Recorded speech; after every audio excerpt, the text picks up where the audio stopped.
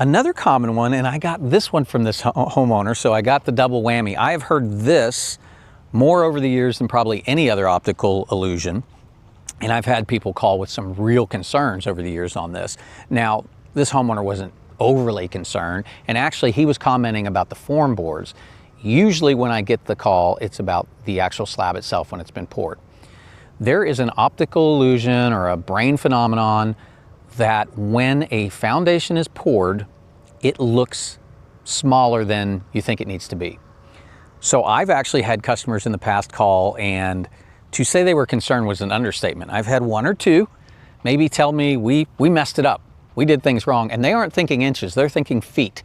They're thinking this foundation is way off from what it's supposed to be.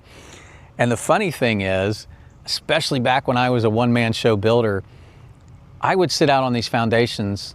I'd spend 2 hours in the 100-degree sun getting sick, measuring everything. I mean measuring everything. So we have multiple quality control processes on dimensions. So not to say nobody's ever made a mistake on form boards and had an issue with the foundation, but I've had people call thinking it was feet too small. And I said, I promise you it's not. I know because I was out there myself measuring it.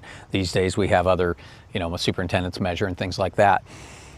But it is an optical illusion. I've experienced it myself. You walk out and there's some phenomenon about looking at this piece of concrete. It just doesn't look as big as you think it needs to, especially with 2 stories when you do have smaller footprints. You may have a 5,000 square foot living house, conditioned living space, but because it's a 2-story, half of that's upstairs, the pad's a little smaller, your mind is saying we can't fit a house this big on this pad, but you can.